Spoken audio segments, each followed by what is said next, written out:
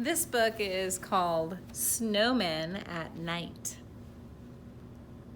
And what I'd like us to notice on here is that the snowmen, the way that they drew the snowman, because we're gonna do our own art with this, and I want you to notice the shading or the shadows on the snowman.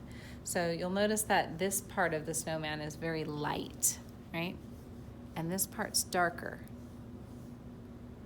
And then it's light and darker because that part's in the shade, in a shadow. So I'd like us to notice, see all these shadows at the bottom? All the shading that they have in this book. So that when we do our art, you can look at it and see that. Snowmen at Night. One wintry day, I made a snowman, very round and tall. The next day when I saw him, he was not the same at all.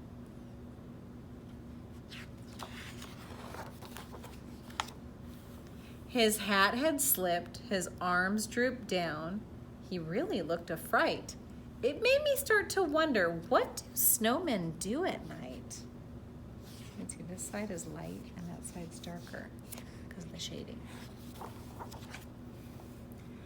I think that snowmen start to slide when it gets really dark, off the lawn and down the street, right into the park. Now, this isn't really what's happening with the snowman, but in his imagination, that's what he thinks they're doing at night. They gather in a circle while they wait for all the others, sipping cups of ice-cold cocoa made by snowmen mothers. You'll notice that these lights are shining bright on this part, but then there's like a shadow on the other part.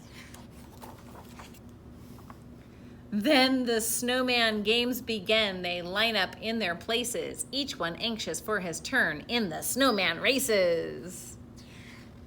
You can really see the good light on this side, dark on this side.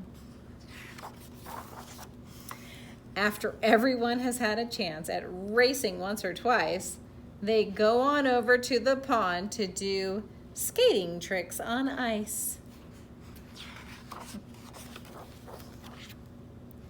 Sometimes they start giggling and then they act like clowns.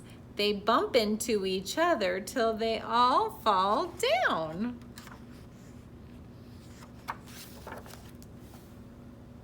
They gather up their snowballs. The pitcher takes his aim. And underneath the moonlit sky, they play a baseball game.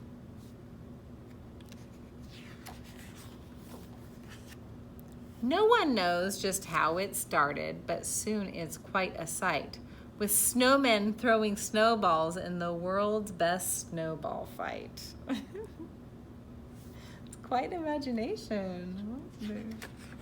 It's fun. Then it's time for sledding. It's a wild ride down the hill.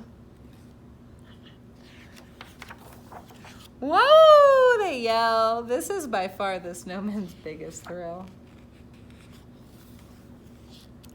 Finally, they're tuckered out and getting sleepy, so they slowly gather up their things and one by one they go.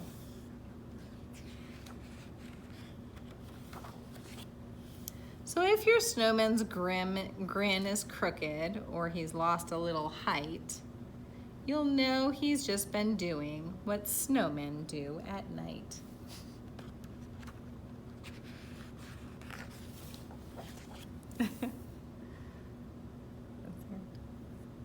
So look at the shadow on this one. So it's very bright on this part. Now the light must be shining from over here onto the, and then the shadow you can see is at the top of each of the circles.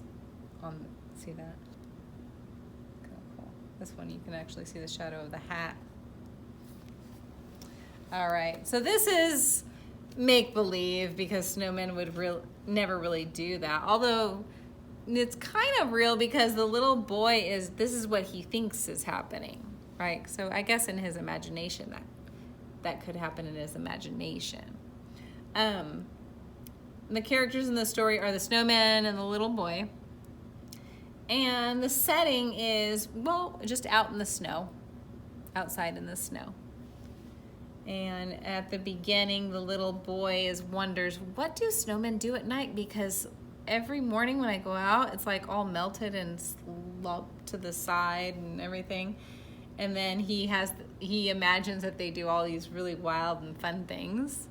And then at the end of the story, he's like, yeah, that must be it. That's why they're all messed up in the morning. Really, they just melted. Okay.